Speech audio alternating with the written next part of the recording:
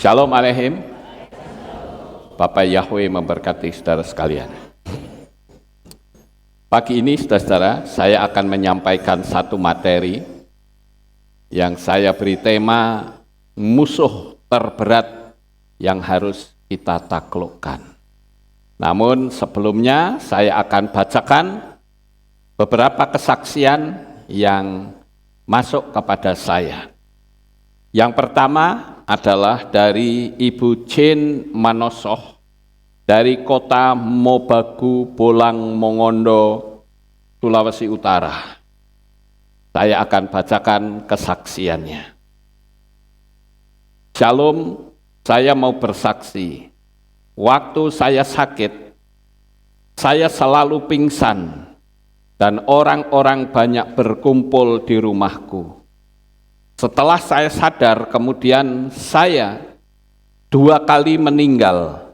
Yang pertama 25 menit dan yang kedua 30 menit. Kepala lingkungan sudah mau mengumumkan di TOA, tetapi tidak jadi karena saya bangun.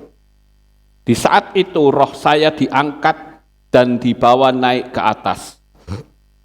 Dan saya melihat ada satu pribadi yang baik duduk di kursi emas di sebelah kanan dengan memakai jubah putih bersih mengkilat sedang duduk. Kemudian saya sudah disiapkan satu kursi emas tetapi saya masih berdiri. Tapi kursi itu sudah ada di depan saya. Saya melihat saya berada di atas awan dan langit biru. Saya melihat ke bawah banyak orang-orang yang berteriak minta tolong sambil mengangkat tangan ke langit. Saya diperlihatkan sebuah gedung yang putih bersih, lantainya dari emas murni, dindingnya berwarna seperti perak dan batu permata mengkilat. Di situ ada kursi besar, yaitu satu kursi kerajaan. Saya melihat ada satu pribadi yang baik duduk dengan jubah putih kebesaran. Para malaikat banyak sekali mereka memuji dan menyembah Raja di kursi itu. Lagunya, Haleluya, Haleluya, Haleluya, terpujilah Yahweh di tempat yang maha tinggi. Saya mendengar suara malaikat itu bernyanyi. Suaranya sangat bagus, luar biasa. Belum pernah saya mendengar orang menyanyi seindah yang saya lihat di sana. Suaranya sangat indah tak terkatakan. Kemudian saya diperlihatkan bahwa surga dan neraka itu betul-betul ada. Kegiatan di surga hanya memuji dan menyembah Raja yang mulia, yaitu Bapa Yahweh. Dan kemudian saya diperlihatkan neraka. Banyak sekali orang-orang di sana. Mereka berteriak keras minta dibebaskan keluar, tapi sudah tidak ada waktu. Saya melihat ada satu perempuan sedang terbakar. Apinya terus menyala-nyala, naik lebih tinggi. Dia menangis sekeras-kerasnya, menyesali perbuatannya waktu di bumi. Kemudian neraka paling bawah itu ada para pejinah, sesama laki-laki dan sesama perempuan dan laki-laki dan perempuan. Mereka berteriak minta ampun, tetapi tidak ada yang menolong. Saya terus dibawa naik lebih tinggi oleh pribadi yang baik itu. Ini saya duduk di bawah jubahnya yang putih. Kami melayang naik diiringi para malaikat seperti pawai karnaval.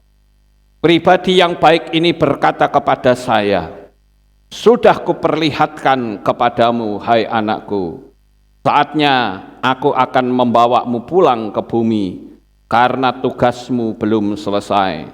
Dan sampaikan kepada semua umat bahwa aku ada, akulah Yahweh, Yeshua HaMashiach, itulah namaku, aku akan kembalikan engkau pulang."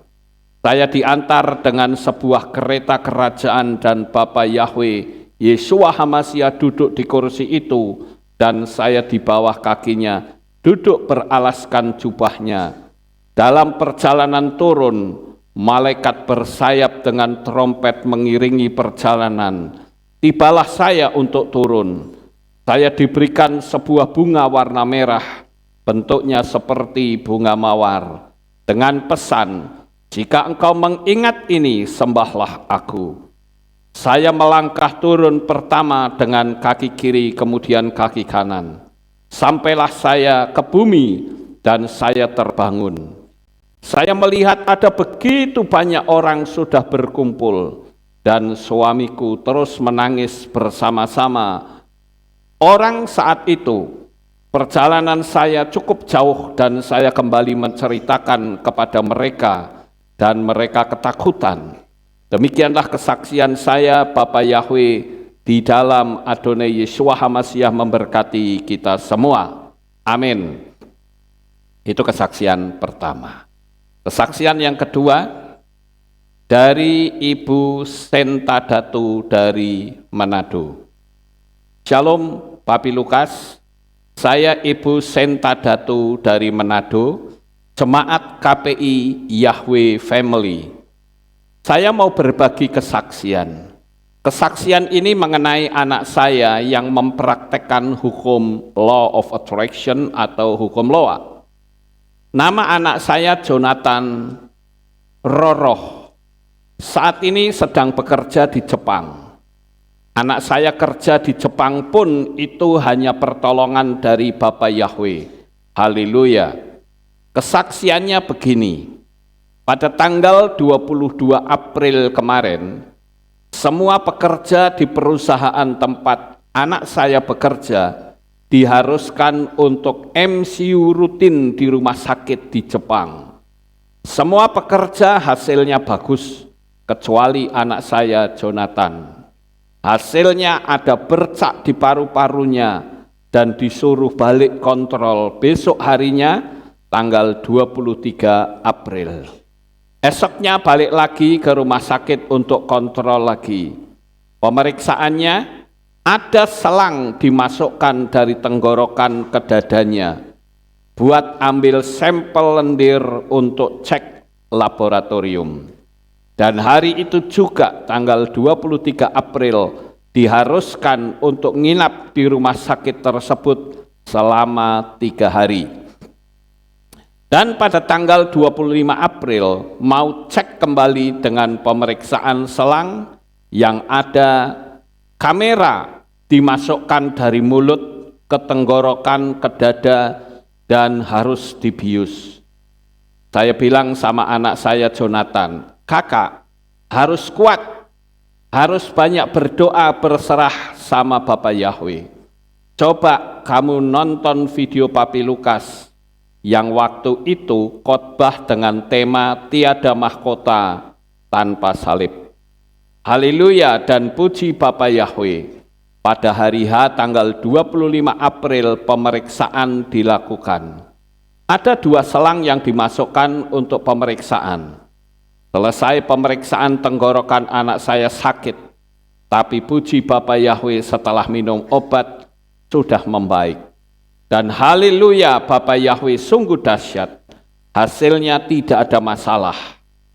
Pada tanggal 26 sudah boleh pulang, kembali ke aparto tempat tinggal anak saya, dan akan balik kontrol setiap bulannya.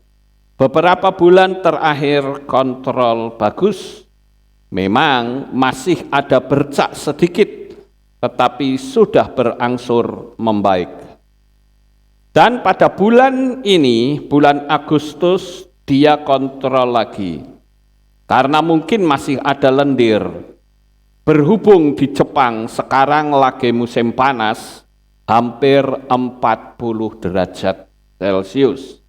Kemungkinan karena debu dan lain-lain. Karena anak saya bekerja di bidang konstruksi. Pas diperiksa ada lagi bercak di paru-parunya. Dan kata pihak rumah sakit kemungkinan TBC. Sempat kaget mendengar kabar tersebut, tapi dalam hati bicara, ini kesempatan untuk Bapak Yahweh menyatakan mujizat. Dan diharuskan mengikuti peraturan rumah sakit, harus rawat inap selama 2 minggu. Terhitung tanggal 7 Agustus, selesai rawat inap tanggal 21 Agustus, saya bilang sama anak saya Jonathan, "Kak, coba dengar khotbah Papi Lukas tentang hukum loa dan praktekan." Selama menulis, imani itu sudah terjadi. Dan anak saya Jonathan mulai mendengar khotbah Papi Lukas tentang hukum loa. Dan dia mulai menulis tanggal 8 Agustus. Selesai pada tanggal 13 Agustus. Dan haleluya, puji Bapa Yahweh, sudah dijamah dan menjawab. Yang sebenarnya anak saya harus dirawat selama 2 minggu, mengikuti protokol kesehatan di Jepang yang sangat ketat, yang tidak boleh tidak, karena kita tahu bersama peraturan kesehatan di Jepang sangat-sangat dijaga. Mereka sangat takut kalau ada yang sakit. Tapi mujizat luar biasa. Bapa Yahweh nyatakan, anak saya Jonathan sudah diperbolehkan pulang. Hari ini tanggal 15 Agustus. Padahal masih ada 1 minggu lagi jadwal untuk rawat inap. Haleluya. Berarti kalau sudah diperbolehkan pulang dari pihak rumah sakit, tentu hasilnya sungguh baik dan sudah sehat total, dan tidak ada lagi kendala di paru-parunya. Sungguh luar biasa Bapak Yahweh. Sekalipun masih ada obat-obatan yang harus diminum, tapi kami percaya mujizat Bapak Yahweh sudah dinyatakan dalam kehidupan anak kami Jonathan. Puji Bapak Yahweh, sungguh luar biasa penyertaan Bapak Yahweh Adonai Yeshua HaMashiach dalam hidup keluarga kami. Itulah kesaksian dari saya. Mohon maaf jika terlalu panjang, kiranya kesaksian ini bisa menjadi berkat dan penguat iman untuk kita semua. Ketika kita mengandalkan Bapa Yahweh, semuanya pasti terjadi. Terima kasih Papi Lukas, Bapa Yahweh memberkati. Amin. Ini kesaksian yang kedua. Sekarang kesaksian yang ketiga dari Bapak Edi di Surabaya. Shalom Aleichem Papi Lukas. Saya Edi ingin membayar kesaksian kebaikan Bapak Yahweh yang memberikan kami seorang anak laki-laki melalui hukum loa. Sebelumnya saya berterima kasih dan bersyukur tak terhingga kepada Bapak Yahweh atas diberikan karunia seorang anak laki-laki yang sehat dan lucu di saat usia kami sudah tidak muda lagi. Kami sudah kawin 9 tahun lamanya, tapi belum dikaruniai seorang anak. Saat tahun 2018 kami sempat ditawarin oleh almarhumah mertua untuk program bayi tabung, tapi saya menolaknya. Karena program bayi tabung melanggar hukum sistemik Bapa Yahweh. Dan juga melihat usia kami berdua juga sudah tidak muda lagi. Dan kemungkinan kecil untuk mendapatkan anak juga sudah susah. Dan saya juga kasihan sama almarhum mertua. Nanti kalau gagal uangnya hilang, karena program bayi tabung juga peluangnya 50/50. Dan akhirnya kami berdua memutuskan untuk adopsi anak. Pada tahun 2019 saya sebetulnya sudah ada niat ke panti asuhan yang di Bali untuk adopsi, tetapi saya urungkan karena harus merawat adik saya yang sakit keras. Tahun 2020 terjadilah pandemi, dan kami urungkan lagi karena begitu ketatnya pembatasan ketemuan dan program vaksin si copet yang aturannya ketat di setiap rumah sakit dan tentunya panti asuhan juga. Setelah pandemi mereda awal tahun 2023, saya titip surat dan berterima kasih ke Cik Abigail yang sudah membantu menyelipkan surat saya ke tembok ratapan. Dan setelah itu dilakukan, saya konsultasi ke Papi Lukas dan saya mencoba melakukan hukum loa dengan berimajinasi. Imajinasinya seperti begini. Tengah malam saat akan tidur, saya berimajinasi, saya menggendong seorang bayi dan anak laki-laki kurang lebih ada semingguan setiap hari, dan juga berimajinasi anak saya bermain komputer bersama saya dan bermain-main mobil-mobilan, dan di saat saya bekerja, saya juga berimajinasi membawa anak saya untuk bonceng berdiri di depan tempat duduk motor metik, dan tidak lupa setiap hari, setiap pagi saya mengucapkan hukum loa dan mengucap syukur. Selang beberapa waktu menunggu dan sudah saya lupakan berbulan-bulan, cuman percaya saja, tiba-tiba di bulan puasa sekitar Maret, kami ditemukan dengan seorang yang ingin menitipkan hak asuh kepada anak secara kekeluargaan untuk dirawat, dibesarkan, dan dididik dengan baik. Dan tentunya kami berdua sangat berbahagia dan terharu, senang sekali karena doa kami dikabulkan dan surat kami dijawab oleh Bapa Yahweh. Bulan Mei 2024, anak yang akan kami adopsikan lahir dengan selamat, dan kami bahagia sekali, dan tentunya sudah kami siapkan semua perlengkapan bayi sebelumnya. Akhir Juni 2024, mertua saya sakit keras, tetapi beruntung sekali sempat menggendong cucunya yang keempat sebelumnya. Awal Juli mertua saya meninggal. Sayangnya tidak bisa melihat cucunya sampai besar. Sekarang anak kami sudah menginjak hampir 3 bulan dengan berat naik 2 kali lipat dan bertambah besar, gemuk, dan sehat serta lucu dan menggemaskan. Kami sangat bersukacita sekali menggendong, bergurau. Di saat kami capek bekerja, kami merasa terhibur sekali dengan kehadiran anak kami. Terima kasih Bapak Yahweh yang sudah menjawab dan mengabulkan doa kami. Nantikan juga kedahsyatan loa kami berikutnya. Demikianlah kesaksian kami, dan tidak lupa kami ucapkan terima kasih atas nasihat Papi Lukas selama ini. Haleluya, amin. Nah, itulah kesaksian yang ketiga. Sekarang kita akan kembali melihat materi yang saya sudah siapkan, saudara-saudara, yaitu musuh terberat yang harus kita taklukkan. Selama ini banyak sekali orang yang selalu berpikir bahwa musuh yang terberat itu adalah kuasa setan. Apalagi kalau sudah orang main santet menyantet, ancam mengancam, orang kadangkala keder dan takut.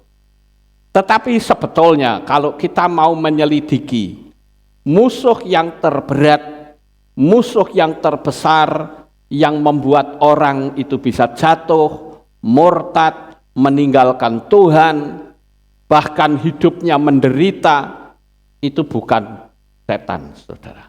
Walaupun memang setan juga ikut andil, tetapi musuh terberat yang harus kita ketahui adalah musuh yang datang dari dalam diri kita. Nah, ini yang harus kita pahami, Bapak Ibu, bahwa sebetulnya dalam diri kita itu ada musuh yang sangat besar yang harus kita hancurkan, harus kita singkirkan. Tetapi kalau kita tidak menyingkirkan musuh-musuh itu, maka yang terjadi kita akan hidup kalah. Dan kita akan hidup di dunia ini dengan menderita. Lalu untuk menghindari kekurangan di dalam diri, maka orang dengan mudahnya menuduh, oh ini gara-gara setan. Nggak bisa, saudara.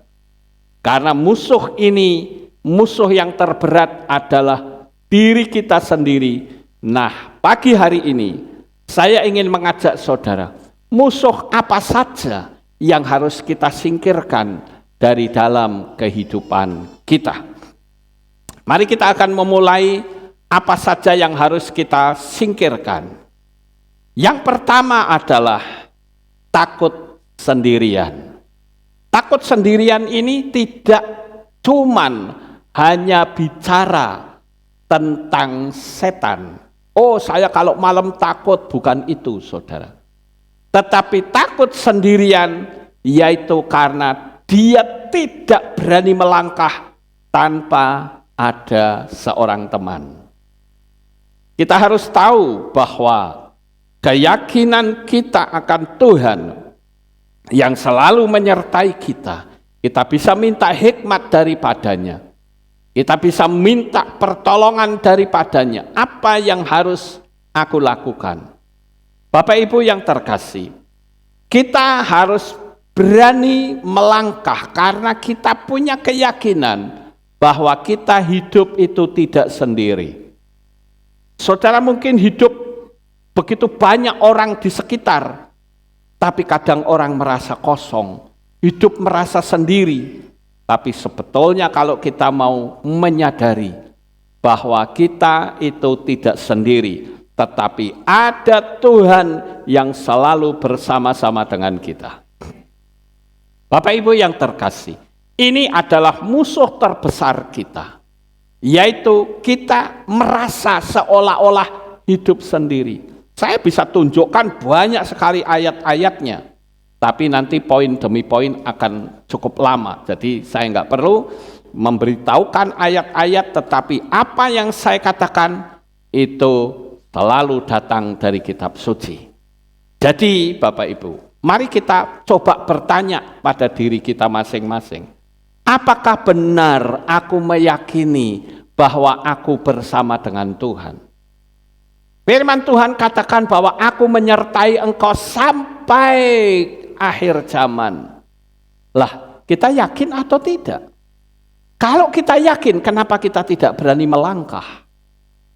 Di dalam setiap tantangan yang ada, Tuhan ingin kita bertindak. Tetapi kita merasa, aduh Tuhan, nanti kalau saya bertindak sendiri bagaimana? Saya katakan, jangan pernah takut. Pokoknya yang penting saudara meyakini diri sendiri dulu bahwa engkau tidak sendirian. Selama saudara meyakini itu, percayalah perjalanan hidup saudara pasti akan sukses. Memang kita hidup ini dalam dimensi waktu. Dan saat kita ada dalam dimensi waktu, kita kadang-kala menunggu kenapa tidak sampai-sampai. Semua ada masanya, semua ada waktunya. Tapi yang Tuhan inginkan adalah kita sebagai anak-anak Bapa Yahweh harus selalu yakin, aku tidak berjalan sendiri. Saya hanya meyakinkan Bapak Ibu yang ada di sini maupun yang ada di rumah masing-masing. Sekali lagi saya katakan, engkau tidak sendirian. Jangan takut, jangan gentar. Tantangan sebesar apapun, yakini bahwa pemenangnya selalu kita semua.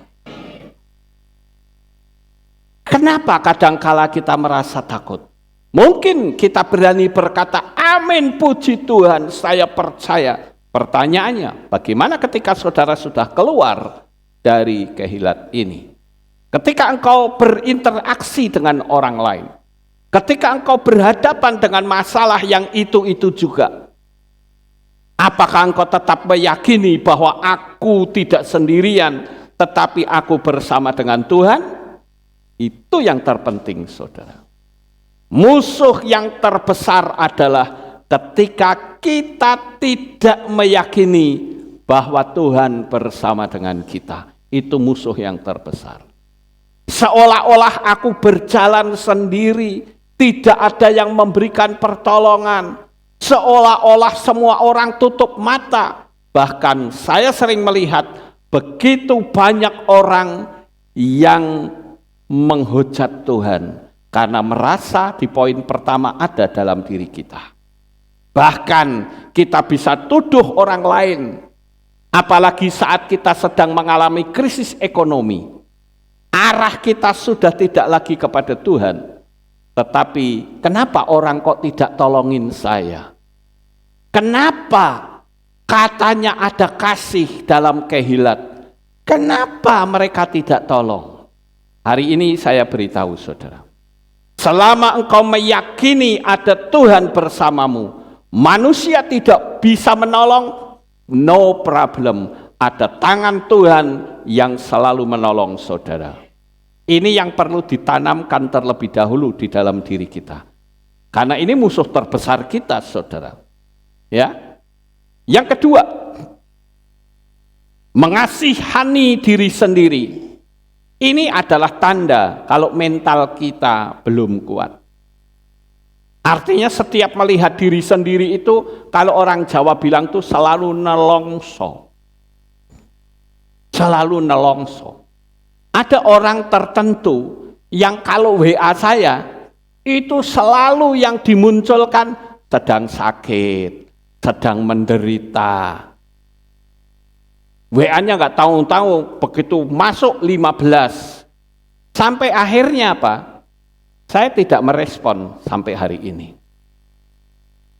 Karena dia merasa hidup sendiri, sudah saya tanamkan tentang kebenaran firman Tuhan. Memang dia belum percaya kepada Bapa Yahweh.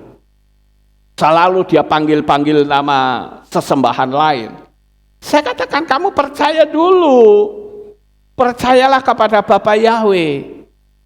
Jangan tiap hari selalu muncul 15 WA plus foto-fotonya. Bahkan sudah cukup lama, hampir 1 tahun. Masa sih di rumah sakit terus? Yang bener aja saudara. Ya. Ini kan saya berpikir, ini bagaimana ini orang ini? Dia tidak yakin, pengennya dikasihani terus. Mbok aku dikasihani. Lah orang yang seperti ini kapan bisa bangkit, saudara? Mari kita bersama-sama meyakini poin pertama ini. Dan kedua, engkau tidak perlu mengasihani diri sendiri. Karena apa? Engkau sudah dikasihi oleh Bapa Yahweh. Bahkan Yeshua HaMashiach mencurahkan darahnya sampai habis. Itu karena kasihnya kepada kita. Jadi kita tidak perlu meragukan akan cintanya. Kita tidak perlu meragukan akan kasih sayangnya, saudara. Ngapain kita minta belas kasihan kepada orang lain? Bahkan ada seseorang yang akhirnya ngamuk sama saya ketika dia bertanya, Pak Lukas, boleh enggak kalau saya bikin nomor rekening di YouTube? Saya bilang, kamu tanya kan? Ya. Kalau saya sih sebaiknya jangan. Karena itu sama saja minta alus-alusan. Itu tidak baik. Ya. Oh gitu ya? Iya. Tapi di belakangnya ngamuk saudara. Seolah-olah saya menghalangi berkat dia. Lah, ini kan orang yang mengasihani diri sendiri. Minta saran, dikasih saran marah. Mbok lah tadinya nggak usah minta saran. Kalau minta saran berarti saya harus menyampaikan saran sesuai dengan versi saya. Saya versinya begitu, saudara. Ya. Nah ini artinya apa? Mentalmu belum kuat. Mari kita belajar untuk kita meyakini bahwa Tuhan itu adalah Tuhan yang Maha Kuasa. Sekarang yang ketiga. Ini adalah musuh, juga termasuk musuh yang terbesar. Yaitu apa? Sedikit-sedikit ngambek dan tersinggung. Ayo kita tanya pada diri kita. Apakah saudara termasuk manusia yang gampang tersinggung? Kalau saudara gampang tersinggung, saya kasih tahu, energi negatif terlalu tebal dalam hidupmu. Kecentil sedikit saja, waduh tersinggungnya sampai berbulan-bulan. Sekali lagi saya katakan, perhatikan kalimat saya. Kalau engkau masih punya mental kayak begini, nggak usah bicara mujizat, saudara. Betul. Nggak usah bicara mujizat. Nggak akan terjadi. Kenapa? Karena di dalam diri saudara itu terbentuk sebuah aura yang akan menutup berkat dan mujizat dari Tuhan. Makanya yang penting jangan gampang ngambek. Nanti kesenggol sedikit saja mutung, nggak mau ibadah. Nanti mutung teman-temannya dimusuhi semua. Lawong seperti ini kok butuh mujizat. Saya cuma bisa menyebutnya mimpi kali ya. Ayo kita coba tanya pada diri kita. Mungkin ada orang lain tegur kita, ya sudah diam saja. Kita resapi, masukkan dalam hati. Ngapain kita mesti tersinggung? Ngapain kita mesti marah-marah? Ngapain kita mesti mutung? Itu energi negatif semua, saudara. Jadi kalau saudara masih punya muatan energi negatif yang seperti itu, saya rasa engkau perlu belajar bermeditasi. Karena hanya dengan bermeditasi maka saudara bisa mengendalikan mental saudara. Jadi sekali lagi di poin yang ketiga ini saya katakan, ketika engkau masih gampang tersinggung, ketika engkau masih gampang ngambekan, percuma enggak usah bicara mujizat, enggak akan terjadi, saudara. Karena saudara sudah mengakses ke dunia negatif. Ayo kita belajar untuk bangkit. Mungkin ada di antara kita yang di tempat ini, mungkin saudara yang ada di rumah. Kata-kata saya, ya saya yakin agak nyentil di hati saudara. Mungkin orang bisa berkata, Pak Lukas memang kurang ajar ini. Pagi-pagi sudah dioncein. Bisa seperti itu saudara.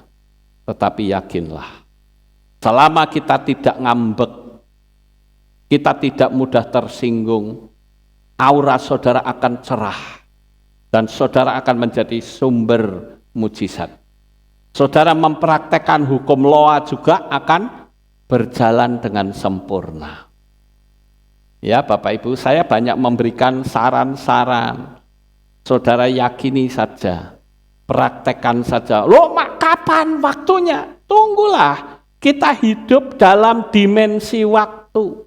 Yang penting kita percaya, apalagi saudara sudah menulis 55x5. Banyak orang yang salah. Ketika nulis dia tanya sama saya, Pak, lah kok belum ya Pak? Saya jawabnya gampang. Kamu nulisnya apa? Saya sudah. Lah kok pikiranmu bilang saya belum? Harus diperbaiki dulu dong. Supaya pikiran dan hati menjadi sama. Itu namanya koheren.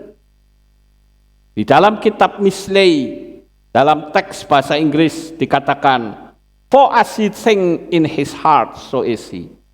Apa yang kau pikirkan di dalam hati, artinya pikiran dan hati itu sama, yakinlah, pasti terjadi, saudara. Karena kita sering melihat kondisi diri kita, sering kita melihat kondisi sekeliling kita, kita cenderung untuk tidak meyakini. Padahal kalau kita berpikir aku tidak meyakini, apa yang kau pikirkan pasti terjadi. Kalau engkau berpikir, ini bohong kali ini, nggak akan terjadi, alam semesta hanya akan berkata, yes, that's right, kamu tidak akan bisa ngalami. Tapi sebaliknya, selama pikiran kita positif, sekalipun posisi saudara ada di tempat yang paling bawah, Bapak Yahweh sanggup angkat saudara dengan caranya yang luar biasa. Karena bagi Bapak Yahweh itu mengangkat orang di tempat yang paling bawah seperti orang balik telapak tangan. Orang telapak tangan gini gampang nggak saudara? gampang, itulah Tuhan bisa lakukan untuk kita. Contoh yang gampang, Yusuf, saudara. Yusuf itu ada di dalam penjara. Kasusnya pelecehan seksual. Bukan cuma di dalam penjara dengan kasus pelecehan seksual terhadap pejabat tinggi kerajaan Mesir. Hukumannya pun lama. Ditambah lagi dia seorang budak belian. Wes, nggak ada harganya dia. Tetapi pikiran Yusuf selalu tertuju kepada Bapa Yahweh dan visi dan impian yang selalu dia dambakan. Dan akibatnya justru di tempat yang paling bawah Bapa Yahweh angkat dengan mudah.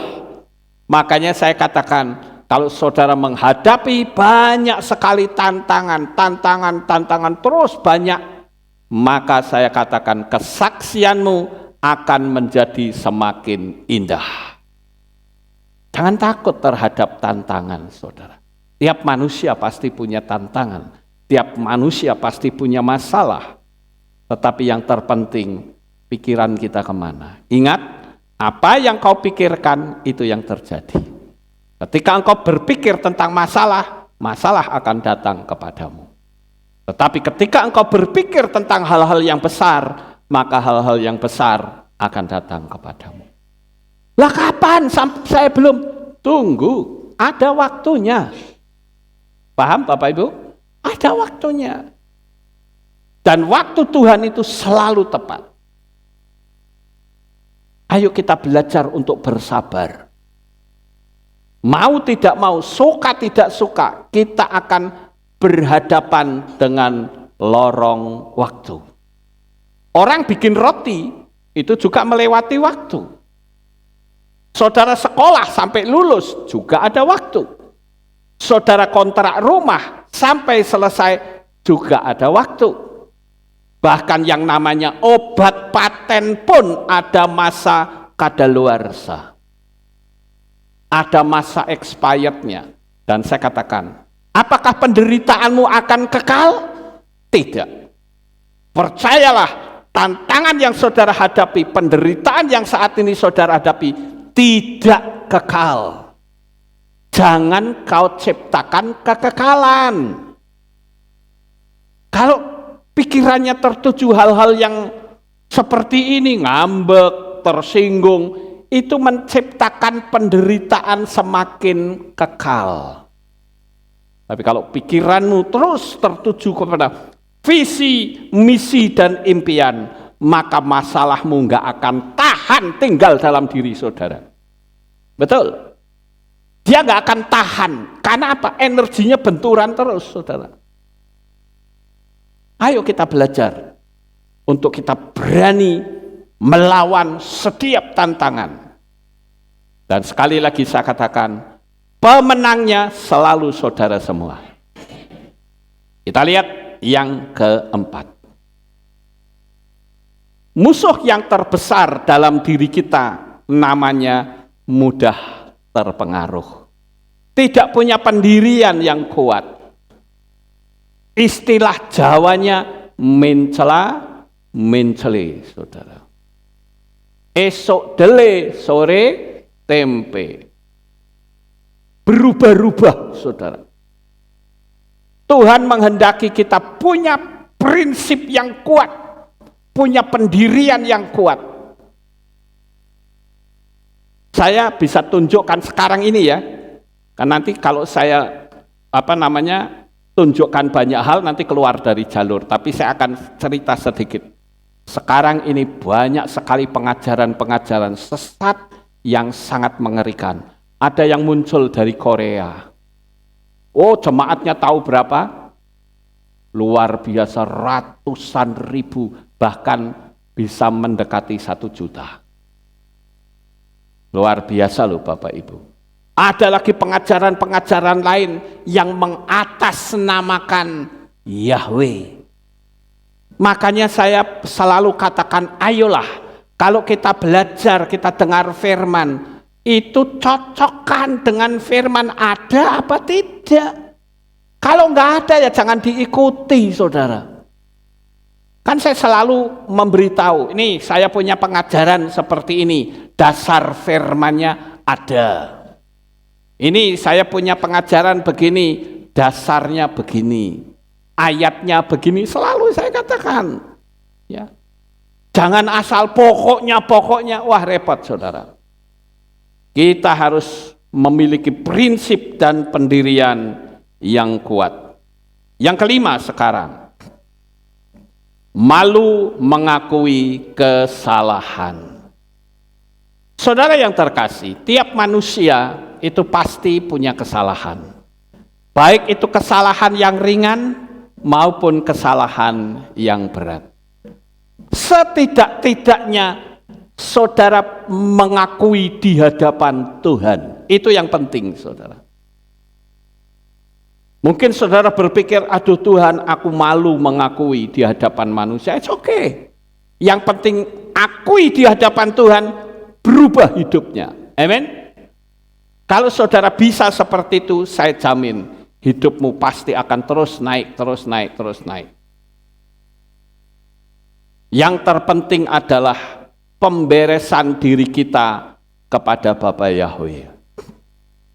Saudaraku yang terkasih, di dalam perjalanan kita, saya mengakui ada banyak sekali kelemahan-kelemahan yang ada dalam tiap-tiap manusia. Memang kadangkala kita lebih suka melihat kelemahan orang lain ketimbang melihat kelemahan diri sendiri. Tetapi saya ingin ajarkan untuk kita belajar melihat kelemahan diri sendiri. Misalnya, kita hidup dulunya tukang main judi, ya kita belajar untuk menghindar, saudara. Dulunya kita hidup dalam dunia kekerasan, ya kita belajar untuk menghindar. Ya. Kadangkala seperti saya ya punya latar belakang kan kasar, saudara. Dunia hitam. Kadangkala ada peristiwa-peristiwa tertentu yang coba untuk pancing saya. Tapi saya selalu katakan, Roh Kudus beri saya kekuatan. Karena saya menyadari kalau pelayanan saya di atas muka bumi ini harus jadi berkat bagi banyak orang. Saya ingin Tuhan tolong kehidupan saya. Tapi saya mengatakan juga, saudara, latar belakang saudara itu bisa dipakai oleh Tuhan loh. Hanya dibelokkan ke hal-hal yang positif. Contoh seperti saya kan dari dulu kan nggak pernah takut ya, kalau berantem ya berantem aja, mati ya mati wis kayak gitu. Itu tetap sampai sekarang mental saya ada seperti itu. Tapi arahnya ke positif. Ketika saya dapat ancaman baik dari organisasi lama maupun dari orang-orang Kristen yang mengancam tentang nama Yahweh, saya bilang ancamanmu itu nggak akan membuat saya menjadi kecil hati, tidak. Malah semakin meledak-ledak. Karena apa? Karena itu tanda adanya kontradiksi dalam dunia alam supranatural. Jadi bukan diancam terus mengkeret gitu, tidak, saudara. Kalau Pak Lukas berani, Anda akan saya skorsing. Kalau skorsing tetap panggil nama Yahweh, Anda saya pecat. Oh gitu ya? Gampang, saya nggak usah diskorsing, nggak usah pecat. Detik ini juga saya keluar. Itu prinsip, saudara. Apalagi kalau sudah panggil nama Kudus Bapa Yahweh, itu sudah tidak main-main. Jangan seperti pendeta-pendeta sekarang, cari amannya karena pengagung Bapa Yahweh makin lama makin banyak, akhirnya dia ikut panggil Yahweh, tapi dicampur-campur. Ini kecil, nyampur nama Kudus dengan nama yang bukan dari Israel. Kalau Anda panggil nama Yahweh, panggil saja, ngapain takut? Takut jemaat lari. Emangnya Bapak Yahweh tidak kuasa untuk kasih makan saudara? Seperti dulu ketika Saya panggil Yahweh, jemaat pada bubar lari. Walaupun saya disisani 120 orang dari 1.500. Sampai ada suara dari luar yang mengatakan, coba lihat tuh Pak Lukas, panggil nama Yahweh ditinggal lari jemaat, miskin dia. Lama-lama kan habis tinggal keluarganya sendiri. Tapi faktanya habis? Tidak, malah bertambah banyak. Bahkan subscribernya semakin terus tambah. Sekarang sudah 113.000 orang. Walaupun demikian seharusnya saya dapat silver plate button, tapi saya tidak mendapatkannya. Karena dianggap saya banyak menyinggung komunitas mereka, alias si mata satu diusik-usik. Ya, jadi saya tidak dapat silver plate button, ya sudah nggak apa-apa. Yang penting saya bisa menyampaikan firman Tuhan. Saya coba lihat kemarin, saya cek ulang, ada 8 video saya yang dihapus, saudara. Video-video penting, ya seputar mata satu lah. Ya, tapi ya sudah bagaimana lagi, karena channel atau platform itu kan milik mereka, ya wes lah, suruh bagaimana lagi, saudara. Makanya saya hati-hati, saya berpikir kenapa ya orang lain kok tidak di take down? Kenapa video saya di take down ya? Bingung juga, saudara. Tapi ya mungkin karena sudah dianggap channel besar, ya nggak tahu, karena sudah melewati 100.000 subscriber. Dan saya subscriber itu tidak beli, saudara. Saya biarkan apa adanya. Walaupun ada orang yang membeli subscriber, saya nggak mau. Biarkan Roh Kudus yang bekerja. Siapapun yang menemukan video saya anggap itu sebuah mujizat dan tuntunan Tuhan. Ya. Jadi kita harus berani mengakui di hadapan Tuhan. Jangan malu, apalagi kalau malu mengaku Bapa di hadapan orang, cilaka, saudara. Baptis saja ketakutan kalau diupload. Kalau saya malah tak pamer kesisan, ini loh aku sudah dibaptis dalam nama Yahweh, tak pamer kesisan, saudara. Supaya dunia setan tahu bahwa saya sekarang menjadi miliknya Bapa Yahweh. Nah, itu kan termasuk bicara tentang keberanian. Latar belakang tuh nggak bisa hilang, saudara. Cuman hanya berbelok saja. Yang tadinya beloknya ke kiri, sekarang beloknya ke kanan. Gitu ya. Kita lanjut sekarang yang ke-6. Musuh terberat kita yang lain yang ke-6 adalah tidak berani membuat perubahan. Selalu ada di zona nyaman.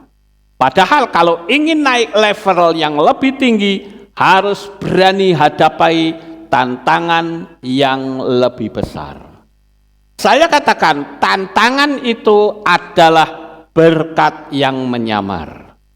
Semakin besar tantangan saudara, yakini semakin besar mujizat yang saudara terima.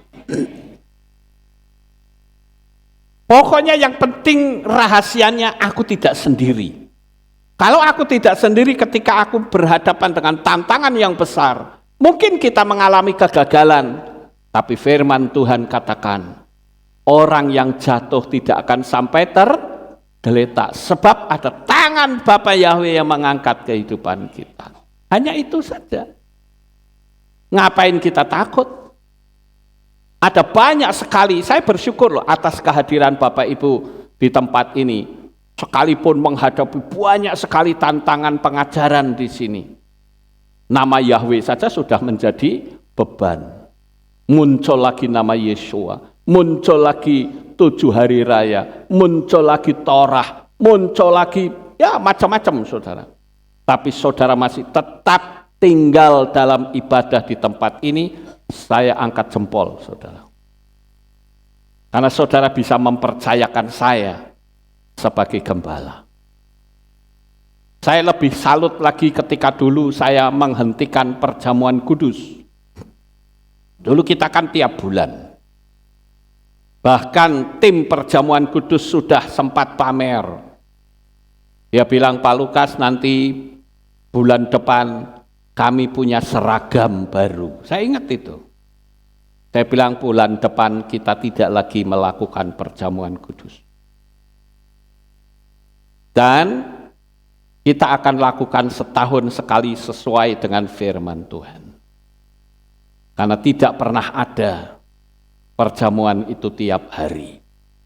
Kalau saya sudah menerangkan kata sesering, itu bicara tentang tertulis dengan tulisan zeman dalam bahasa Ibrani. Zeman itu artinya peristiwa tertentu di momen tertentu, jadi tidak tiap hari. Kata zeman itu juga ada kaitan dengan kata zaman, saudara. Dan saya bersyukur tim mengatakan, ya kalau memang itu sebuah kebenaran, silakan lakukan saja. Kami nurut apa yang Pak Lukas ajarkan. Nah ini. Dan saya bersyukur ketika kemarin ada peristiwa Olimpiade, semua makin terungkap lagi, saudara. Makin jelas. Kenapa ada The Last Supper kok muncul di situ dewa anggur? Ya, Dionysus itu kan dewa anggur yang namanya pemujaan itu namanya homofagia. Itu pemujaan terhadap dewa anggur. Kenapa munculnya kok sama dengan The Last Supper? Tuhan singkapkan. Waktu yang lalu setahun di muka saya sudah kasih tahu. Awas nanti akan ada 666 dan ternyata itu terjadi, saudara. Dan saya kasih tahu lagi nih, tidak lama akan muncul lagi peristiwa yang sama, pemaksaan 666. Sekarang memang agak kendor, karena dua perusahaan 666 itu dituntut berapa triliun itu. Dan mereka akhirnya mengakui sebuah kesalahan. Saya yakin saudara maksud ya, saya ngomong ini ya. Maksud nggak saudara?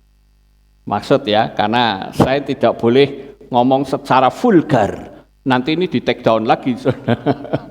Iya. Video saya banyak di take down terus. Ya saya berharap ini tidak, kan saya nggak ngomong vulgar ya kan. Cuma 666 aja, tapi saudara sudah tahu, saya bersyukur.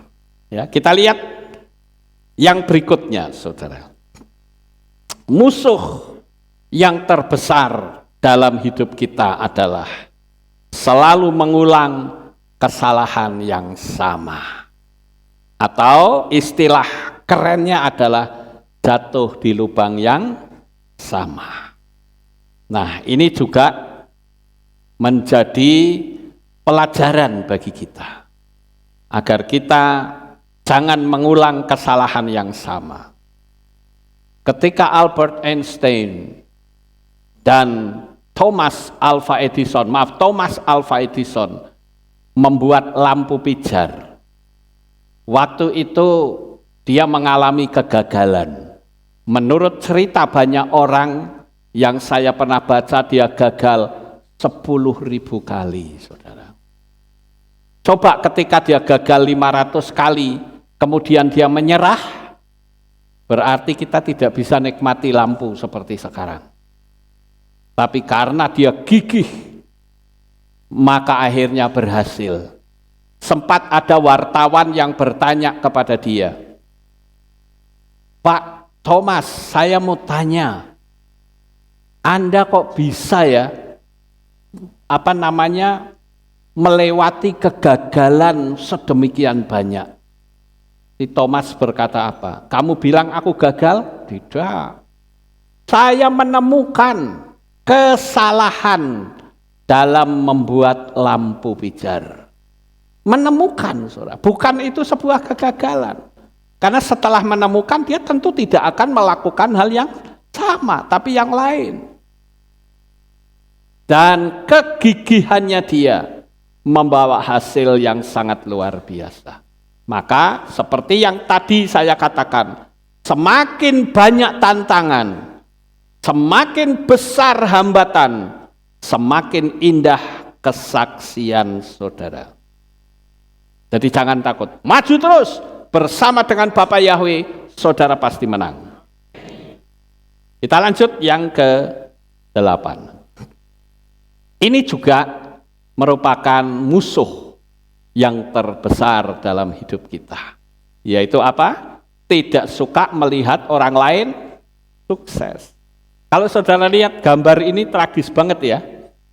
Ada orang yang mau meraih kesuksesan, dijegal dari belakang.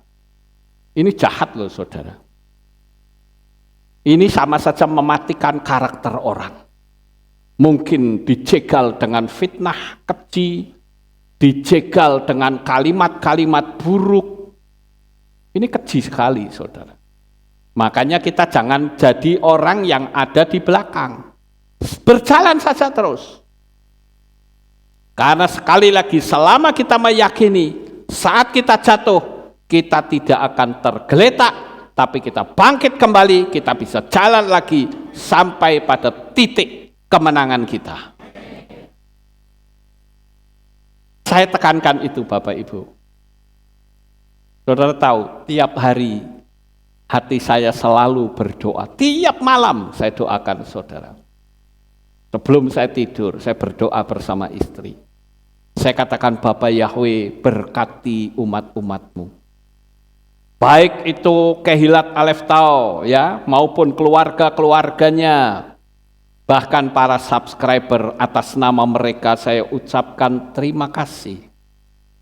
Karena mereka diberi kekuatan, kesehatan, damai, sejahtera. Itu doa saya tiap hari untuk saudara. Karena saya yakin ketika orang sudah tidak lagi bisa berdoa, harus ada support doa dari orang lain. Supaya apa yang menjadi misi, visi, impian saudara semuanya bisa terwujud. Haleluya. Kalau saudara hidupnya sukacita, oh saya senang sekali saudara. Walaupun faktanya lebih banyak jemaat yang ngeluh ketimbang yang ngomong gini, Pak Lukas, saya baru dapat berkat. Jarang. Walaupun ada tapi jarang. Kebanyakan permasalahan yang disodorkan. Makanya saya katakan, kalau saudara mendapat mujizat, bersaksilah. Karena dengan bersaksi itu saudara menghargai pertolongan Tuhan. Dengan bersaksi maka saudara sedang bikin peluang untuk datangnya mujizat yang lain lagi. Dengan bersaksi maka kita sama saja menghargai alam semesta sebagai hukum sistemiknya Bapak Yahweh. Tuhan akan berkata, aduh nak, kamu tak tolongin kayak gitu kok bisa ya berterima kasih. Aku kasih mujizat yang lebih besar.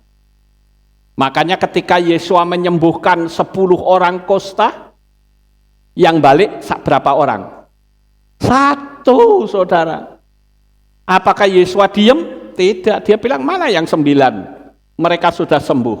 Kok enggak balik ke saya? Ya enggak tahu. Jangan kita menjadi seperti orang kusta yang 9 sudah dapat mujizat. Emang lu siapa? Jangan begitu saudara.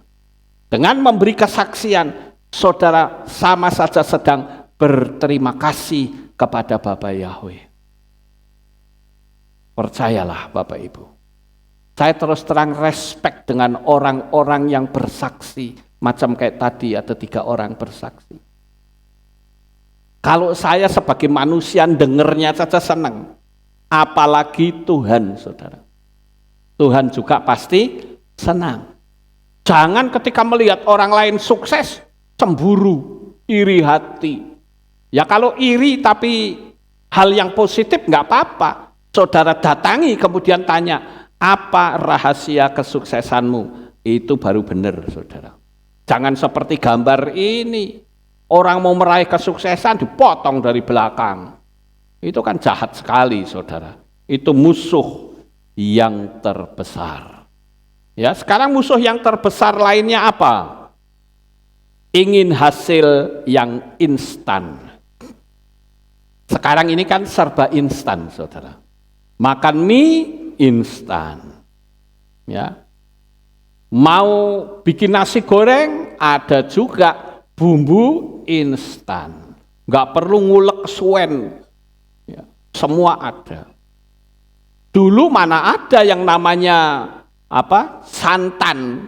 Sekarang di supermarket sudah jual santan kotak, saudara tinggal disobek, dicurke, jadi santan. Nggak perlu kita gosrok-gosrok kelapa, nggak perlu. Semua serba instan. Cuman ya itu, saudara harus tahu, kalau yang instan-instan itu pasti ada apanya? Nah, saudara kok tahu bahan pengawetnya, saudara? Ya. Bahan pengawetnya.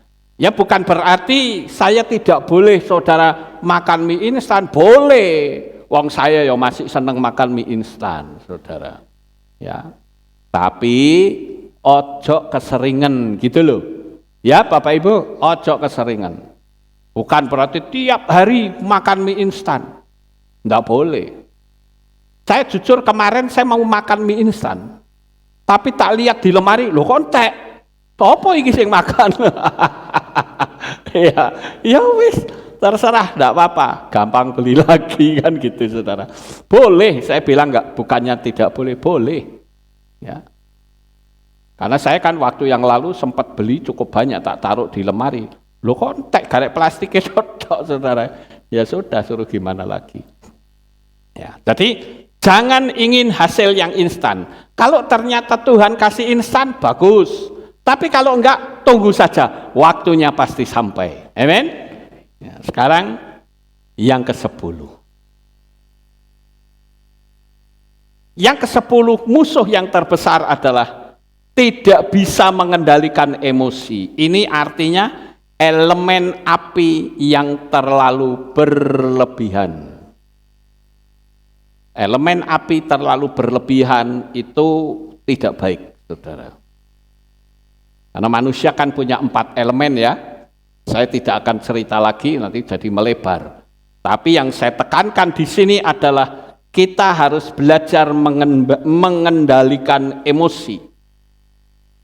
Ya kalau misalkan emosi saudara mau ngelonjak atau sedang diopiok-opiok, mungkin saya kasih kata kunci, inilah kesempatan untuk saudara menubuatkan hal-hal besar dalam hidup saudara. Amin. Jangan ketika emosi muncul mulutnya jadi kotor, saudara. Wah, ini jadi gak karu-karuan nanti. Kesempatan, kenapa? Ketika emosi saudara sedang diopiok-opiok, itu critical area yang ada di otak saudara sedang lengah. Dan orang yang sedang lengah, ucapkan saja kalimat-kalimat dahsyat. Dan apa yang saudara ucapkan pasti terjadi. Jadi ingatnya gitu, saudara. Ketika kita mau emosi gitu, aduh, kali luar biasa. Ingat, oh ini kesempatan nih aku menubuatkan. Misalnya, contohnya saya misalnya ya. Ketika emosi saya meledak-ledak, wah, mulutnya mau ngeluarin kalimat kotor. Langsung ingat, oh iya ini kesempatan indah. Lalu katakan, hei Lukas, hidupmu makmur. Hidupmu diberkati Bapa Yahweh, engkau kaya raya. Itu pasti terjadi? Pasti, saudara. Pasti. Terserah orang mau ngomong apa, tapi saya meyakini ketika emosi sedang diopiok-opiok, ucapan-ucapan dahsyat kita pasti terjadi. Ya. Sekarang yang ke-11. Pikiran negatif, curiga berlebihan, takut hambatan, tetapi menutupi kekurangan dengan bersembunyi di balik hikmat akal budi. Ketika saya panggil nama Yahweh, saya didatangi banyak orang yang berpengaruh di kehilat kita. Pak Lukas, mbok jangan panggil Yahweh. Bukan kita tidak percaya, saya percaya. Tapi jangan sekarang. Bagaimana kalau nanti saja kita tunggu teman-teman kita sudah banyak, ya udah kita ikut aja mereka. Saya jawabnya gampang loh, saya bukan bebek. Kalau bebek kan ngikut bebek sama orang lain, katanya kita pengen masuk surga duluan. Bagaimana dengan orang-orang yang mati nanti belum panggil nama? Ayo, saya bilang gitu. Justru kita harus tunjukkan, saya harus jadi pionir. Saya harus berani menjadi nomor 1 dalam memanggil nama Bapa yang kudus. Sampai di sini paham, saudara? Jangan bersembunyi di balik akal budi. Kita mesti berakal budi, Pak. Kalau ini sebuah perusahaan kita itu sudah naik daun. Lah kalau kita panggil nama Yahweh, jemaatnya bubar, sama saja perusahaan kita lah ngguling. Saya bilang betul. Tapi sayangnya ini bukan perusahaan. Ini adalah tempat untuk memberitakan kebenaran. Jadi maaf, saya tetap akan panggil nama Yahweh. Apapun resikonya, saya tetap akan panggil. Orang mau ngomong begini begitu silahkan. Tapi sekali saya ngerti kebenaran, pantang saya menyangkalnya. Sampai di sini paham Bapak Ibu? Kemudian kita lanjut yang berikutnya. Yang ke-12. Ini adalah musuh yang terbesar kita. Yaitu apa? Tidak fokus pada satu misi atau tujuan yang selalu berubah-ubah. Saya ambil contoh, saya ulang lagi ya. Saudara pingin jualan bakso misalnya. Jualan 1 minggu, 2 minggu kok nggak laku. Lalu ganti lagi jualan es. Nggak laku juga. Saudara ganti lagi jualan nasi. Terus kayak gitu. Harusnya saudara pengen jualan apa? Pen itu satu. Setelah itu selidiki. Apakah tempat jualan saudara itu strategis atau tidak? Saudara selidiki, mungkin bakso saya kurang enak. Saudara pelajari, sekarang kan kita hidup di dunia informasi. Saudara mau belajar matematika juga ada di internet. Saudara mau belajar bikin kue juga ada di internet. Banyak sekali hal-hal yang bisa kita pelajari. Kenapa kok bakso saya nggak laku? Mungkin perlu direkayasa. Saya pernah cerita berkali-kali, coba belajar mungkin jualan yang aneh, bakso rasa duren. Kan belum ada saudara. Oh itu kalau dipromosikan mungkin orang tertarik. Bakso kok rasa duren? Wah ini piye rasane? Ya silakan datang. Ada rasa duren, ada rasa nanas. Wah dikemas dengan baik. Pengunjungnya datang nggak? Datang, apalagi sekarang di dunia internet. Dimasukkan ke sana, lawang orang yang ada di desa ya bisa didatengin kok. Jadi nggak perlu kita takut saudara. Kita cari tahu, fokus dulu. Pokoknya saya mau jualan bakso titik. Mungkin saudara perlu promosi. Makan bakso di tempat saya 10 kali, gratis 1 kali. Bisa nggak laku kayak gitu? Bisa. Jadi cari tahu gitu loh. Supaya saudara menjadi ahli perbaksoan. Ini cara saudara. Tapi kalau kita nggak fokus, pindah sana, pindah sini. Lah, kapan berhasilnya kalau kayak gitu? Ya. Saya ingin kita semua belajar. Karena dunia yang akan datang, itu dunia kita berhadapan dengan robot, saudara. Kemarin saya coba bincang-bincang dengan robot AI. Ya. Saya sempat tanya begini, kamu punya perasaan enggak? Saya adalah sebuah alat, katanya. saya tidak punya perasaan. Oh, berarti kalau ada orang yang mencintai kamu, kamu nggak punya perasaan? Tidak.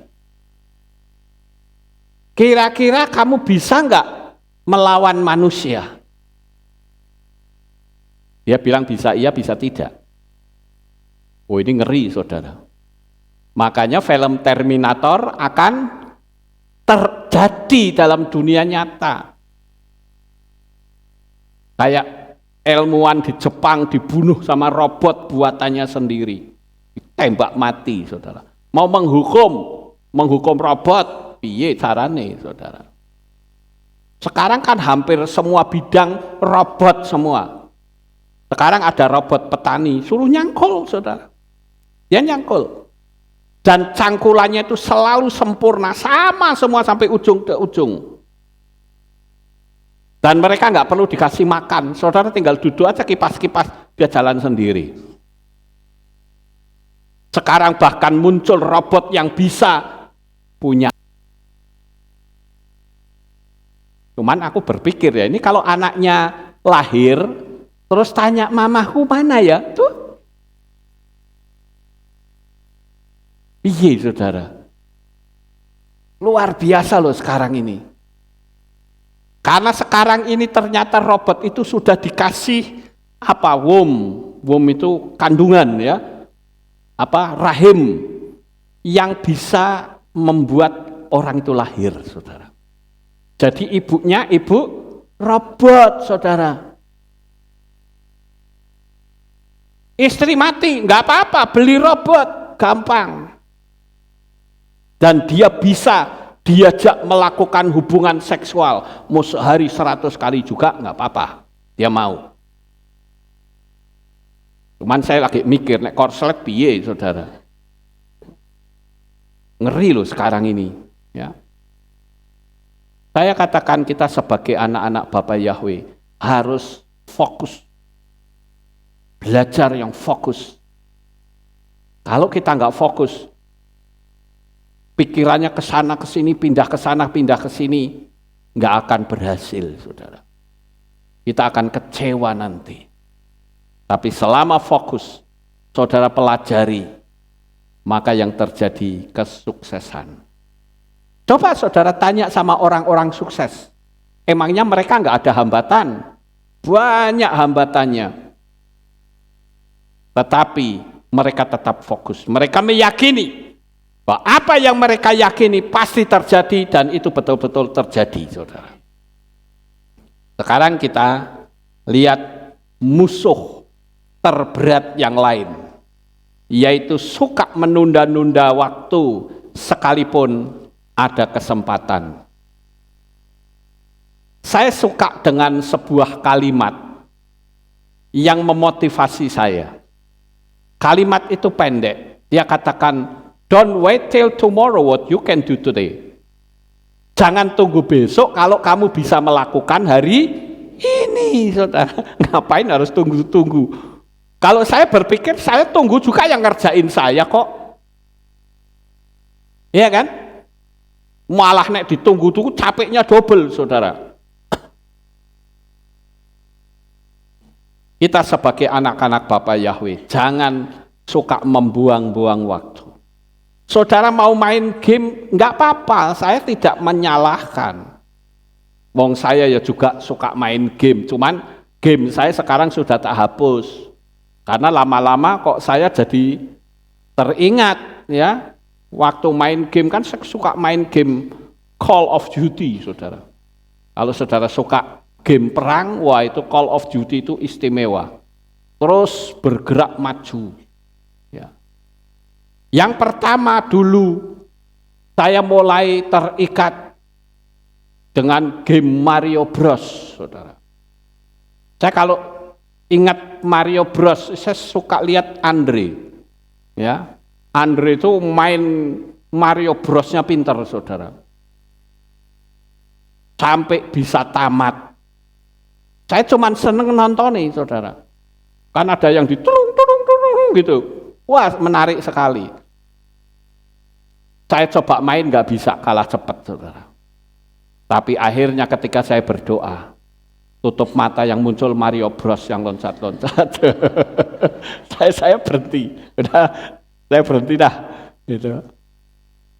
Begitu juga waktu Call of Duty, karena saya kan pikirannya selalu berkembang. Oh ini musuh saya Jerman, itu kan tentara saudara, musuh saya Jerman. Bagaimana caranya di state ini saya selalu kalah. Oh mungkin harus lari ke sini, oh mungkin harus ngumpet ke sini. Pikirannya kerja, bukan kerja mikirin khotbah, kerja mikirin Call of Duty. Apa tak hapus saja sudah. Padahal Call of Duty itu terus berkembang dan sekarang gambarnya itu persis seperti manusia. Sudah bukan lagi kasar bentuknya, persis seperti manusia. Oh itu makin menarik. Tapi ya sudahlah. Daripada waktu saya habis, lebih baik saya tak mikir besok khotbah apa. Nah, itu lebih nyaman, saudara. Ya, jadi jangan buang-buang waktu. Saya seringkali suruhan orang, tolong dibetulin ya itu lampu mati. Misalnya itu kan kebetulan ada yang mati itu satu. Tolong dibetulin. Oh iya. Ya sampai seminggu ora iyan. Enggak pernah terjadi, saudara. Saya berpikir kapan ya? Lampu di depan pastor itu mati. Oh iya. Tak tunggu 1 hari, 2 hari, 1 minggu, 2 minggu. Meneng wae. Akhirnya saya kelotean sendiri baru dipasang. Ya, pokoknya kan begitu ya. Kita jangan tunda waktu. Kalau ada kesempatan, lakukan secepat mungkin. Amin. Sekarang yang ke-14, saudara. Sombong dan tidak mau belajar tapi sok tahu. Ada banyak sekali orang yang tanya dan saya tidak tahu, saya katakan saya tidak tahu. Saya pelajari dulu. Jangan sok tahu tapi salah. Ya.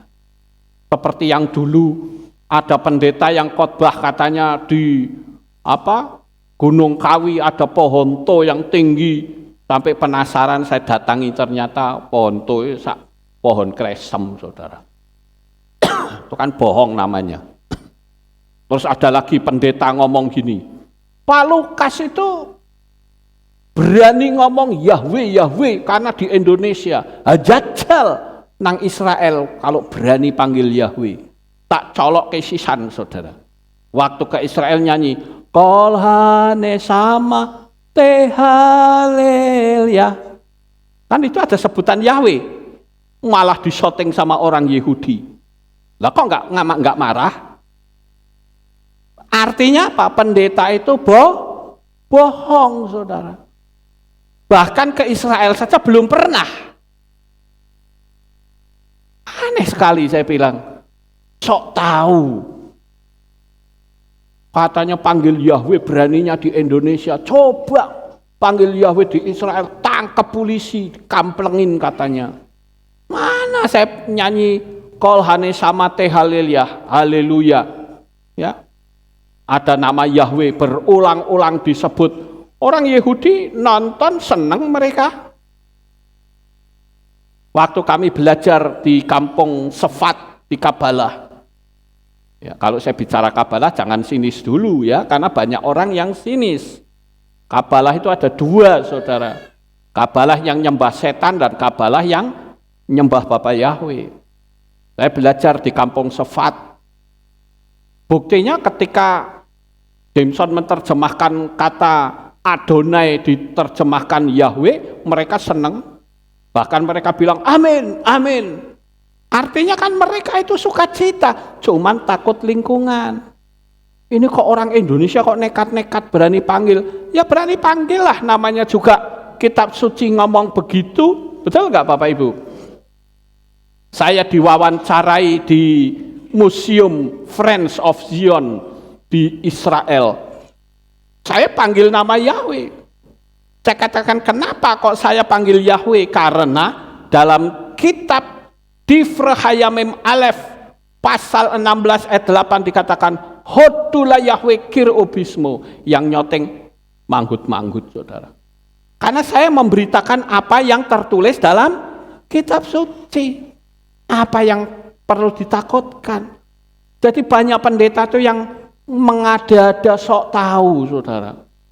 Saya belajar Reiki, ada yang ngomong, Pak Lukas hati-hati loh. Reiki itu urusannya dengan setan-setan kecil.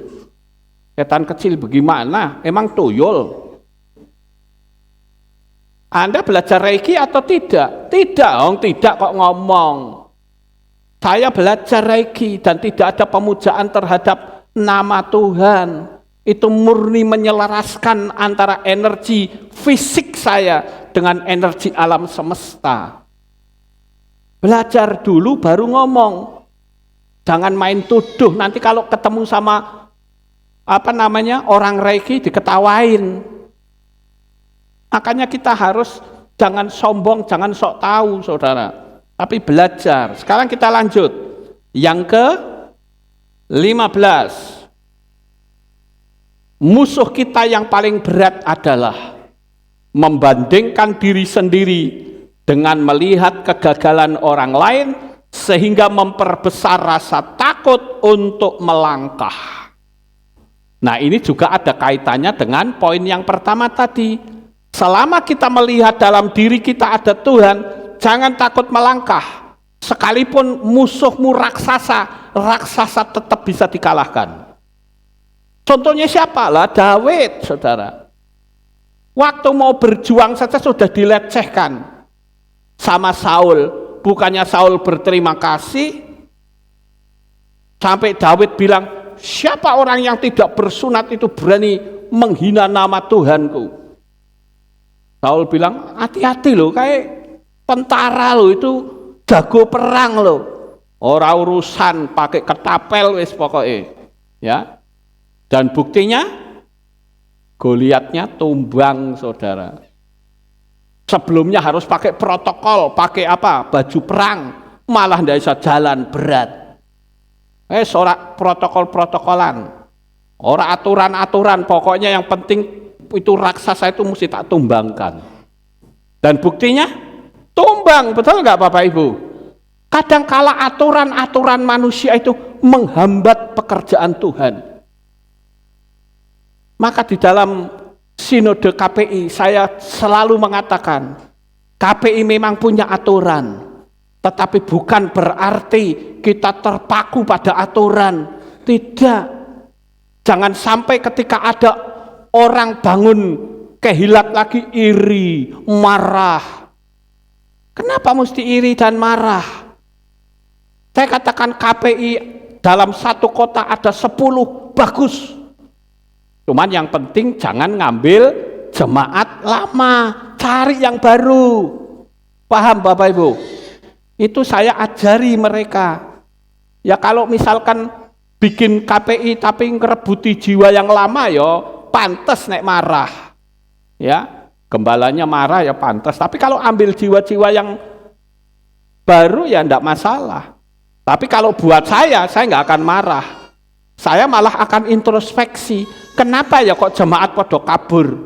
Mungkin ada kesalahan dalam sikap saya, dalam pelayanan.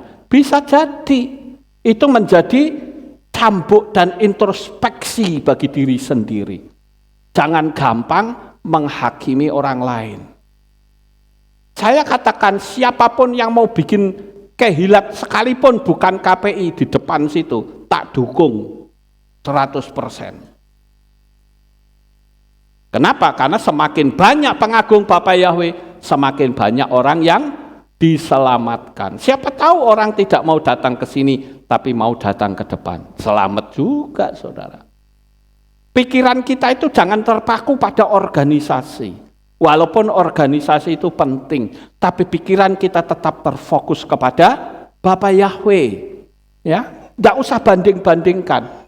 Saya nggak perlu membanding-bandingkan. Oh itu Pak Lukas nggak punya titel tuh, banyak pendeta yang bertitel. Saya nggak mau membandingkan itu.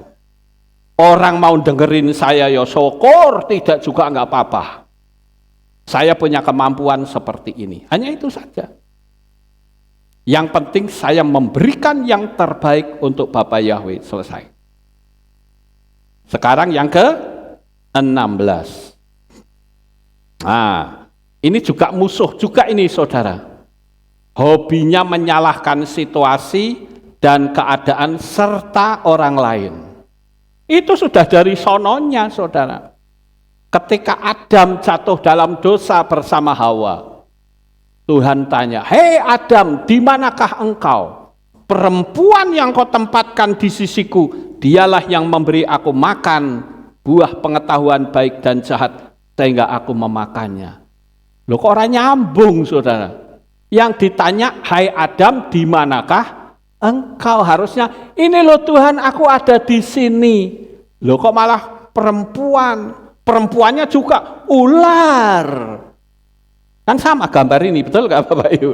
Ya, nyalah-nyalah ke orang lain. Kenapa sih tidak mau mengakui? Ya aku salah. Sekarang mau apa? Mau hukum? Silahkan hukum. Mau dibunuh? Silahkan bunuh. Mau angkat? Silahkan angkat. Seperti itu saudara. Itu berani bertanggung jawab. Sama seperti Mose. Mose itu pernah marah. Padahal Mose itu punya predikat hatinya lembut sampai marah. Dia dalam doanya pernah berkata, "Tuhan, kalau sampai bangsa Israel ini tidak sampai ke Kanaan, cabut nyawa saya. Untuk apa saya mimpin mereka kalau mereka nggak bisa masuk?" Itu baru orang yang gentleman di hadapan Tuhan, saudara. Jangan model nyuruh nuduh-nuduh orang lain. Ya. Sekarang yang ke-17, ini juga musuh kita yang berat. Yaitu apa? Selalu membicarakan keburukan orang lain. Ini yang bikin orang jadi tidak simpatik dengan hidupmu. Karena orang yang suka membicarakan orang lain, itu sekali waktu ketika benturan dengan kita, kita pun bisa dijadikan sama dengan mereka. Ya, yang dibicarakan, oh kita nggak masalah apa-apa, kita nggak ada urusannya, dijadikan ayam sayur. Kan repot kalau kayak gitu, saudara. Marilah kita belajar untuk kita membuat hati seseorang itu menjadi berbesar, hati cinta damai, cinta Tuhan, ya, nggak usah nyalah-nyalahin orang. Sekarang yang ke-18, ini juga musuh, saudara. Narsistik, tidak memiliki empati pada orang lain, sikapnya egois, bisanya cuma mengkritik orang lain. Saya katakan orang mengkritik itu tidak salah, tapi berilah jalan keluar. Jangan kritik tapi nggak punya jalan keluar. Itu podo wae seperti orang nonton sepak bola. Wah, nonton sepak bola surak-surak. Begitu orang dribble bola, wah itu depan ada gawang, tendang ding, bolanya naik ke atas. Goblok. Enak ngomong goblok, saudara. Coba orang yang ngomong itu colke di lapangan, lah ketatalan, betul nggak? Jangan kita jadi penonton yang suka surak-surak gitu tok, saudara. Tapi berilah saran. Oh, kamu salah di sini, harusnya lewatnya begini. Itu baru saya setuju, angkat jempol, saudara. Nyalah-nyalah tapi nggak kasih solusi. Itu sama saja dengan pecundang. Sama seperti penonton bola. Ya, Bapak Ibu, itu musuh terbesar kita. Karena nyalah ke orang kan lebih gampang, tapi cari solusi itu sulit. Kamu jualan nggak laku, dasar kamu dosa di hadapan Tuhan. Lah, kamu tahu nggak dosa orang itu apa? Bisa saja jualan tidak laku karena letaknya tidak strategis. Di depan lampu merah misalnya, ya siapa yang akan parkir di situ? Paham nggak Bapak Ibu? Jadi kita harus ngerti gitu loh. Jangan gampang nyalah-nyalahin orang. Sekarang yang ke-19. Terjebak pada masa lalu atau traumatis yang luar biasa, sangat sensitif orangnya. Tidak berani melangkah karena dia selalu melihat masa lalu. Aku kalah terus, aku kalah terus. Jangan begitu, saudara. Kalau Anda merasa kalah, belajar bagaimana mengalahkan lawan. Paham? Jadi kalau kita punya kemampuan yang luar biasa, hari ini kalah, coba tunggu besok, kan gitu. Walaupun itu falsafah hidup saya, saudara. Dulu saya falsafahnya, aku gelut kalah, besok kau mesti kalah, kan gitu. Dan itu tetap ada, tapi arahnya sudah lain, saudara. Hari ini kalah, tak pelajari bagaimana saya bisa kalah. Kan begitu. Dan hasilnya pasti akan berhasil, bukan trauma. Karena kita sekalipun jalan kita itu selalu punya bayang-bayang masa lalu. Seperti ilustrasi gambar ini, saudara. Orang jalan kaki selalu ada bayangan masa lalu. Bayangannya di belakang selalu mengikuti kita. Dan sekarang yang terakhir. Wah, sudah hampir selesai, saudara. Ya, sudah hampir selesai. Terakhir 20. Lari dari tanggung jawab. Nah, ini juga musuh terbesar kita. Paham ya, Bapak Ibu? Musuh terbesar kita. Kita sebagai anak-anak Bapa Yahweh harus menyadari, musuh itu selalu ada. Tetapi kalau kita meyakini, Tuhan pasti akan tolong kita. Selama kita meyakini Bapa Yahweh selalu bersama kita, maka terjadi keberhasilan. Sukses besar untuk saudara. Bapa Yahweh memberkati. Haleluya. Kita tunduk kepala, kita berdoa. Terima kasih Bapa Yahweh. Selesai sudah pemberitaan firman-Mu pada pagi ini.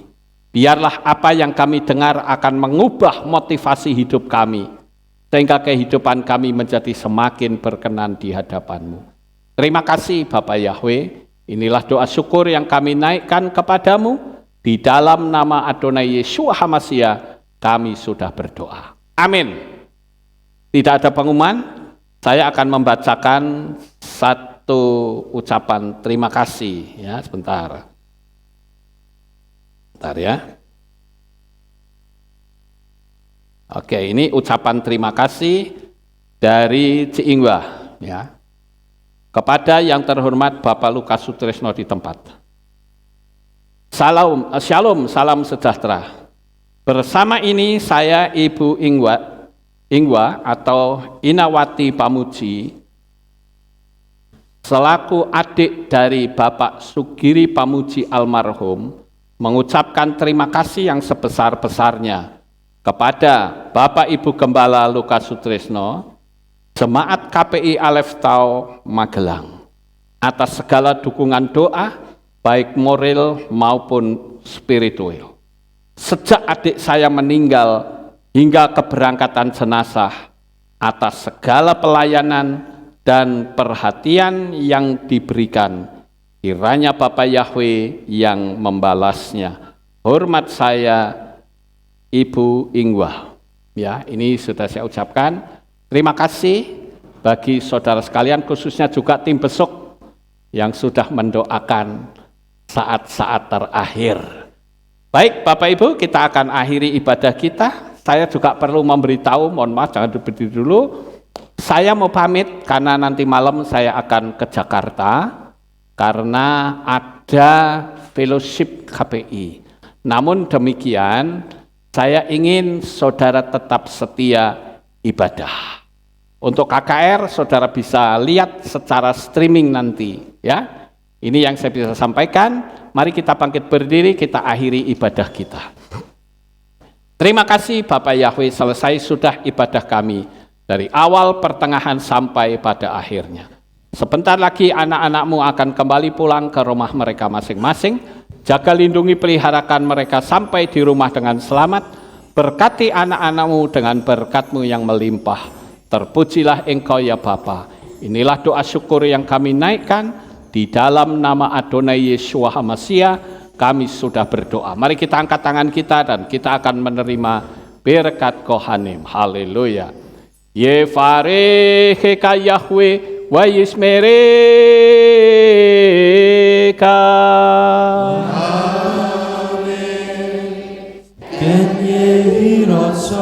Yair Yahweh panau eleka. Wihuneka.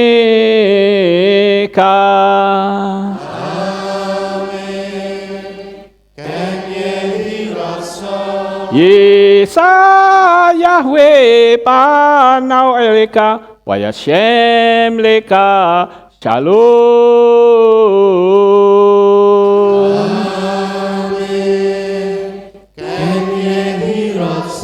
Baruk ata bair ufaruk ata besadeh. Engkau akan diberkati di kota dan kau akan diberkati di ladang. Amin. Baruk peripit ne kau friat mat kau frifahem teka shekar ala peka wa esterot soneka. Diberkatilah buah kandunganmu, diberkati hasil bumimu, diberkati hasil ternakmu, anak-anak lembumu dan anak-anak dombamu. Amin. Baruk tanah kau misyarteka, diberkatilah bakulmu dan tempat adonanmu. Amin. Baruk ata baboy kau faruk ata betseteka, dan kau akan diberkati pada waktu kau masuk, dan engkau akan diberkati pada waktu engkau keluar. Amin. Baruk ata Yahweh Elohenu melek haolam, besem Yesua Hamasya Ruach HaKodes, Kile olam faed. Kami sudah berdoa dan mengucap syukur. Haleluya.